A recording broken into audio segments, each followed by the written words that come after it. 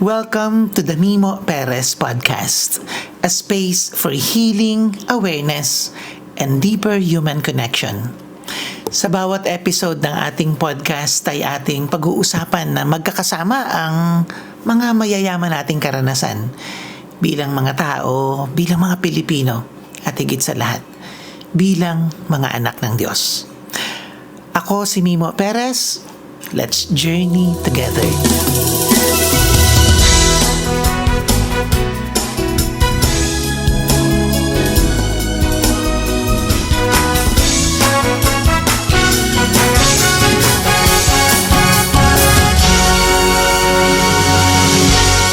Alam mo bang ito ang kauna-unahang episode ng ating podcast? At nasan ka man ngayon o ano man ang kwento mo, gusto ko na agad magpasalamat. I feel fortunate na magkasama tayo ngayon.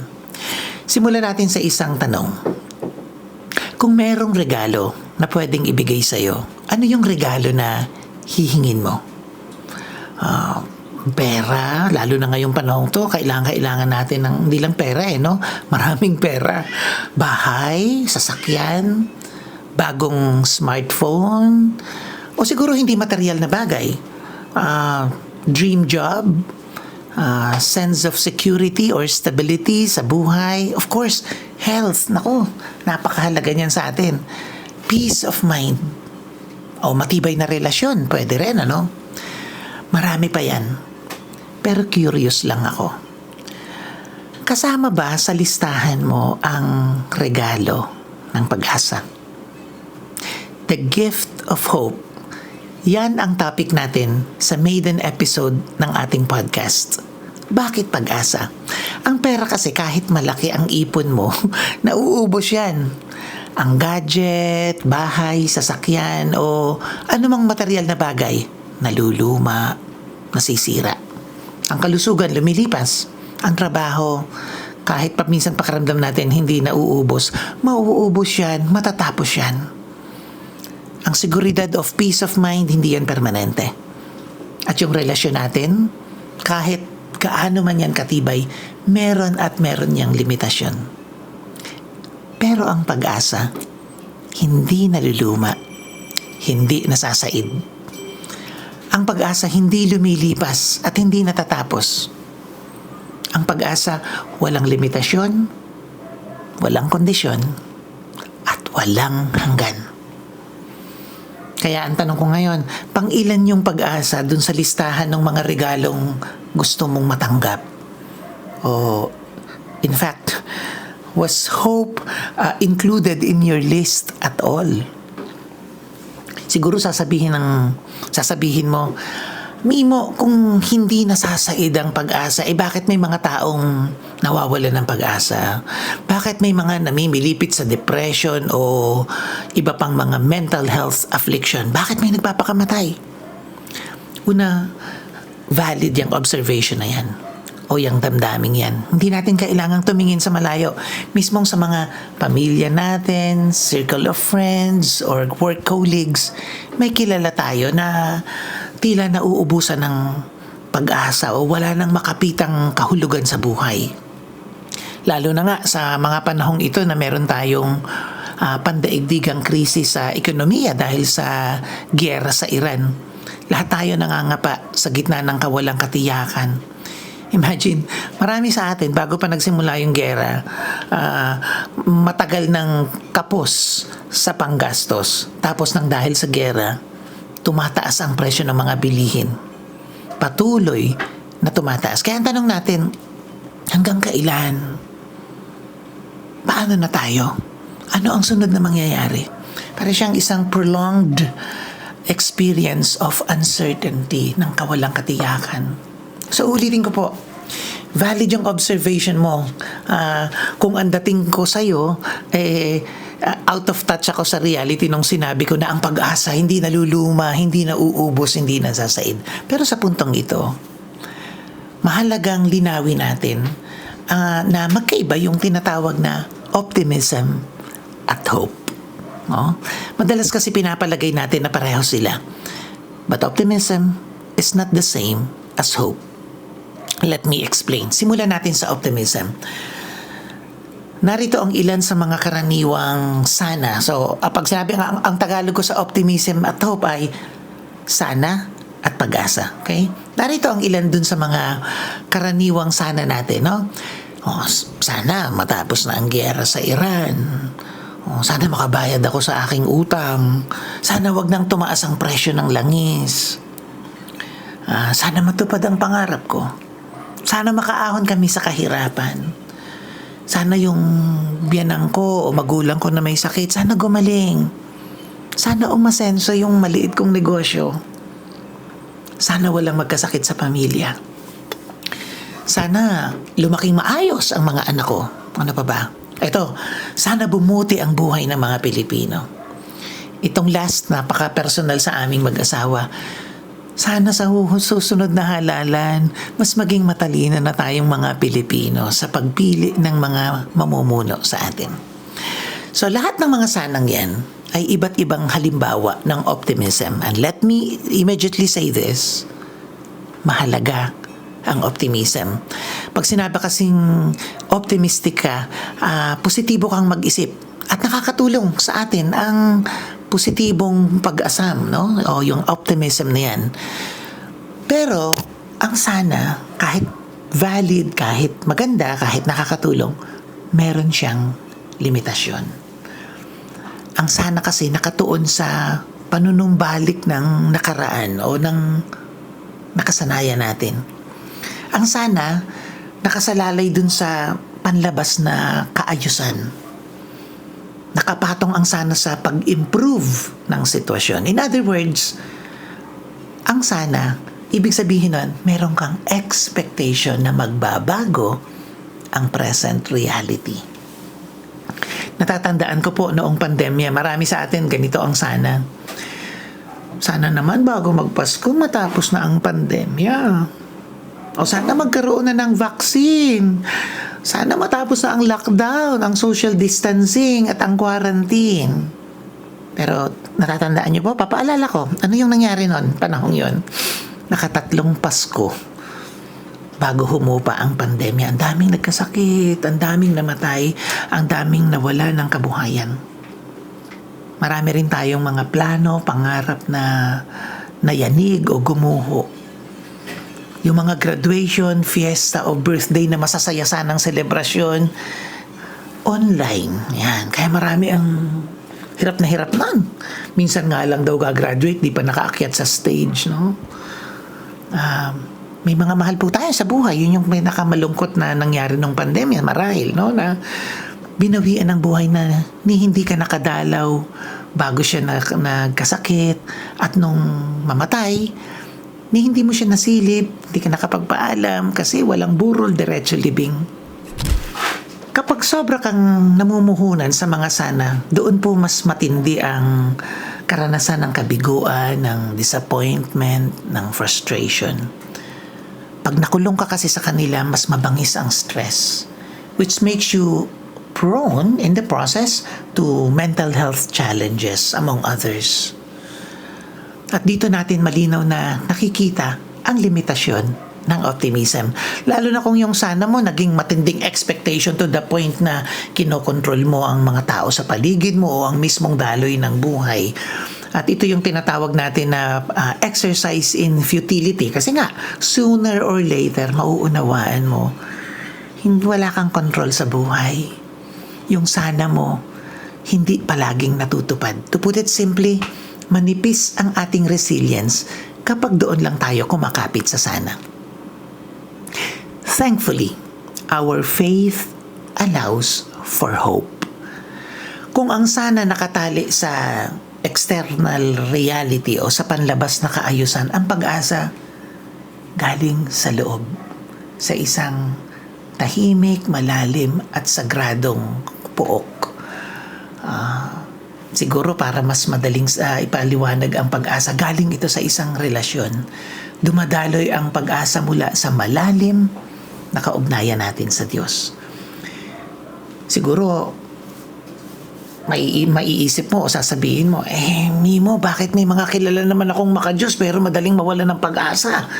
palasimba at paladasal, pero parang laging pinagsakluban ang langit at lupa. Laging hopeless sa halip na hopeful. Yan, no? Una, sobrang unique at magkakaiba tayo ng kwento. Kaya lilinawin ko, wala ako sa posisyon na mag-pass ng judgment o manghusga ng sino mang tao base sa kanyang karanasan. Unang-una, hindi naman natin nakikita ang punot dulo ng buhay ng kahit sinong tao. Okay? So, yung sasabihin ko dito ay hindi isang formula na applicable sa lahat ng tao. Hindi natin huhusgahan ng sino man sa kanyang kapasidad kung ito man ay limitado para i-manage yung mga challenges sa kanyang buhay. Pero at the risk of oversimplification, let me simply say na magkaiba ang religiosity at ang spirituality. Let me explain. Mabuti po ang pagdadasal, ang pagsisimba at iba pang religious practices. Religiosity yan. Ideally speaking, religiosity ang tutulong sa'yo para ma-develop ang spirituality, which is a personal relationship with God. So, ang paborito ko pong analogy o paghahambing sa religiosity at spirituality, yung religiosity, para siyang sasakyan. Nadadalhin ka sa iyong destination. Yun yung spirituality. So, pwedeng sabihin na yung mga taong may iba't ibang relihiyon, magkakaiba ang mode of transportation. Ang importante, iisa yung gusto nating puntahan. Personal na relasyon sa Diyos. Okay? So, ang destination natin makarating sa Diyos o more meaningfully bumalik o umuwi sa Diyos na ating pinagmulan. Unfortunately, and I'm sure, I imagine you will agree with me, hindi automatic na pag relihiyoso ka, spiritual kang tao. Ulitin ko, maganda ang religiosity kasi yun ang tutulong sa'yo para makarating sa spirituality. Pero may mga taong humihinto sa pagiging religious. Conversely, pwede ko rin sabihin na hindi lahat ng mga truly spiritual people are religious. So, pwedeng kaya ka laging nagdadasal, kasi nakasanayan mo, yun ang nakamulatan mo, o dahil obligasyon, more than a matter of relationship, tingin mo, kailangan ko tong gawin kasi obligasyon ko ito. O dahil yun ang ine-expect sa'yo. O dahil natatakot kang maligaw ng landas o mahulog sa impyerno, yan. Pero ito po ang masasabi ko, pagka ganun ang pag-practice natin ng religiosity, mahirap mag-mature ang ganitong religiosity patungo sa spirituality dahil ang nangyayari, nagpe-perform ka lang, nagpapakitang gilas. At hindi dahil pinanganak kang sinungaling o mapagpanggap, hindi. Kundi dahil ito yung nakamulatan mong paraan ng pakikitungo sa Diyos. Yun yung akala mo ay ideal way to be a good person, to be a good Christian, or a good child of God. Ito ang mas malungkot, yung relihiyoso ko lang pag nasa loob ka ng simbahan. Pero pagkatapos ng misa, iniiwan mo na sa simbahan yung pagiging makadiyos. Nandadaya ka, nanlalamang ng aapi, nagsisinungaling, naninira ng kapwa, nananakit. O kung hindi ka man gumagawa ng masama laban sa kapwa mo, hindi ka rin gumagawa ng mabuti. Wala kang pakialam, wala kang malasakit. Sarili mo lang ang iniisip mo. Pwede nga na dahil napaka-relihiyoso mong tao, naging PayPal awardee ka pa, o di ba? Ginawaran ka, kinilala ka sa simbahan. Oo. Pero PayPal awardee ka, sikat ka sa simbahan, modelong tinuturing, pero bilang employer ng siguro isang negosyo, malupit ka sa iyong mga empleyado. Mayroon kang mga unfair or unjust labor practices. Pwede ring active church member ka, pero kasangkot ka pala sa ghost flood control projects, no? So, marami pa akong halimbawa, but I'm sure gets mo na. So, lilinawin ko, maganda ang religiosity, pero hindi ito sapat kung hindi ito humahantong sa spirituality. In contrast, ang tao na sinserong nagsisikap na lumalim ang relasyon sa Diyos, palaging bukas. bukas sa paghahanap sa kanyang kalooban, sa pagkilatis, pagtukoy, at pagyakap sa kung ano ang gustong mangyari ng Diyos. Ang isang spiritual na tao, malinaw sa kanya na nilikha siyang kalarawan ng Diyos. Dahil dyan, kahit likas siyang makasalanan, alam niya mas likas siyang mabuti. Higit sa lahat, panatag siya sa pagmamahal ng Diyos. Kaya wala siyang kailangang patunayan, hindi niya kailangang magpakitang gilas. Sa halip ang isang taong spiritual, malayang manghahas at mapahiya, matuto at mamangha, magtiwala at magpaakay sa Diyos sa isang paraan na hindi natatapos. So, pasensya na kayo kung malalim yung mga ginamit kong mga salita. Tinangka ko lang na ipaliwanag yung buod ng spirituality sa ating sariling wika. Pero tinitiyak ko sa iyo na hindi yan exhaustive or complete definition ng spirituality as opposed to religiosity. Sa isang future episode ng ating podcast ay babalikan natin. Paborito ko po yung paksang yan para mas malalim nating mapagnilay yung tinatawag na law-based religiosity and relationship-based spirituality. Pero sa puntong to, ang gusto kong lang bigyan ng diin ay ito. Ang pagiging spiritual o pagkakaroon ng ganitong malalim at personal na relasyon sa Diyos ay makakalintulad natin sa isang matabang lupa kung saan madaling sumibol ang pag-asa. At dahil dyan, yung pagtingin natin sa mga karanasan, sa mga sitwasyon o sa buhay, mas malalim, mas malawak, mas may kabuluhan. Halimbawa, may mga tao na sinusumpa ang 2020 to 2023, no? Tandaan nyo, yan yung panahon ng pandemic, no? Ayaw nilang magbalik tanaw sa panahong yan. Tingin nila po yung karanasang yan ay isang matinding kamalasan, matinding pagdurusa, malaking trahedya. At malamang yun ay dahil yung mga sana nila ay nabigo lahat. On the other hand, may mga taong kahit nahirapan o nangapa o nagka-krisis noong mga panahong yun, may nasisilip silang mabuti at dapat ipagpasalamat sa pandemya.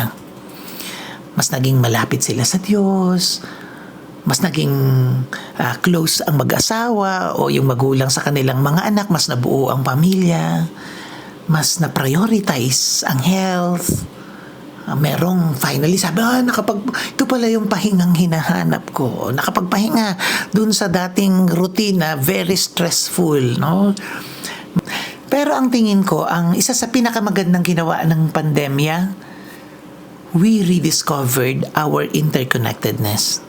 Natatandaan po ba ninyo na mula sa isang community pantry na sinimulan ni Patreng sa Quezon City, lumobo ito sa mahigit 7,000 community pantries all over the Philippines. Nagsulputan sa loob ng 3 buwan. Dahil sa pandemya, nagawa nating bawiin yung malasakit at bayanihan na likas sa ating mga Pilipino. Nakalimutan lang natin. Pero dahil sa pandemya, hindi yun nangyari sa ibang panig ng mundo, pero nangyari sa atin. Mabuti na lang, no? Walang may gusto ng pandemya, pero mabuti na lang nang dahil sa pandemya, nabawi natin yung likas na yan na mabuting kultura nating mga Pilipino. So, ganyan po ang kapangyarihan ng pag-asa.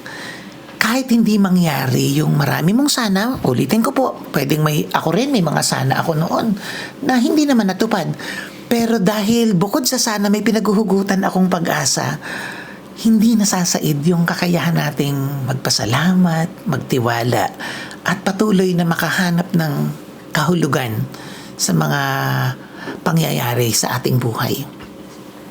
Dahil sa pag-asa, kahit yung realidad hindi nagbabago, ang nagbabago yung paraan ng pakikitungo mo o pagtingin mo sa realidad. Tahimik ang pag-asa pero malalim. Hindi nakikita pero pwedeng kapitan. Dahil sa pag-asa, umaangat ang kapanatagan. Yung takot, yung lungkot, yung galit, yung mga sabihin natin powerful, sometimes toxic emotions, lalo na yung stress na yan. Nandyan yan, hindi, kahit ang isang taong may pag-asa, hindi nangangahulugang immune sa realidad ng buhay. Pero hindi siya nadadaig. Yung pag-asa may kakayahang mangibabaw. At nagwawagi ang pag-asa, lalo na kapag pinipili natin ang ating original na pasya na patuloy na maging mapagmahal o maging kind sa sarili, sa kapwa, at sa planeta. So paano? I-update mo yung listahan mo ng mga regalo na gusto mong matanggap. Pero this time, make sure na maisama mo sa listahan yung gift of hope. Here's the good news. Yung regalo ng pag-asa, hindi mo kailangang hingin o hintayin ibigay sa'yo. Yung regalo ng pag-asa, kailangan mo lang tanggapin. Gusto kong tapusin ang pagninilay natin dito sa ating paksa na The Gift of Hope sa pamamagitan ng isang kwento. Tungkol to sa isang lalaking relihiyoso. Sipag magdasal at magsimba, pero dumating ang punto na nakagawa siya ng isang malaking kasalanan. Isang pagkakamali na naging dahilan para mawalan siya ng trabaho, para layuan siya ng mga kaibigan, para ikahiya siya ng kanyang pamilya. Sa gitna nitong kanyang matinding kalungkutan at kawalang pag-asa, naisip niyang pumunta sa simbahan para magkumpisal.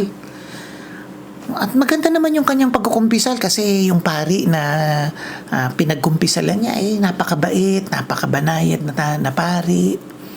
Pero ang nakakalungkot, itong taong to kahit matapos niyang magkumpisal, hindi pa rin mapanatag yung kalooban. Sabi niya sa paring pinagkumpisalan niya, "Father, alam niyo po, sa bigat ng kasalanan ko, pakiramdam ko sa sarili ko parang timbang basag-basag. Sabi niyo po masaganang dumadaloy ang pagmamahal ng Diyos. Pero kung yung pong aking sarili, alam ko pong mapagmahal ng Diyos, pero kung ang tingin ko po sa sarili ko, kahit isahod ko po dun sa masaganang buhos ng pagmamahal ng Diyos, nasasayang lang po yung pagmamahal ng Diyos. Kasi lumulusot po dun sa butas dahil dun sa malaking pagkakamali na nagawa ko." Habang sinasabi niya ito, buong pagmamahal lang siyang tinitingnan ng matandang pari. At maya-maya, very gently, ang sabi ng paring ito sa kanya, "Anak, bakit mo naman kinumpara ang pagmamahal ng Diyos doon sa tubig na galing sa gripo? Alam mo, kung ikukumpara mo ang pagmamahal ng Diyos, ang tamang larawan ng pagmamahal ng Diyos ay yung malawak at malalim na karagatan. Doon, pag nilubog ng Diyos, yung sarili mo, yung timba na basag-basag, madaling mapuno. At hindi lang napupuno. Pag nilubog doon, yung timbang basag-basag, may tubig na sa loob, may tubig pa sa labas. Ganyan ka kamahal ng Diyos. Kapatid, kapag nakarating tayo sa puso ng pagmamahal ng Diyos, sa ganitong pag-unawa, pagkilala, pagdanas, sa pagmamahal na yan, na di hamak na mas malaki, mas malalim sa ating limitasyon, kahinaan, at mga pagkakamali, nakakatiyak ka na natuklasan mo ang balon ng pag-asa. Thank you for being part of the Mimo Perez Podcast. Kung nakatulong sa iyo itong ating pagninilay, consider sharing it with someone who might need it today. Hanggang sa muli, stay present, stay gentle, and keep walking the path toward wholeness.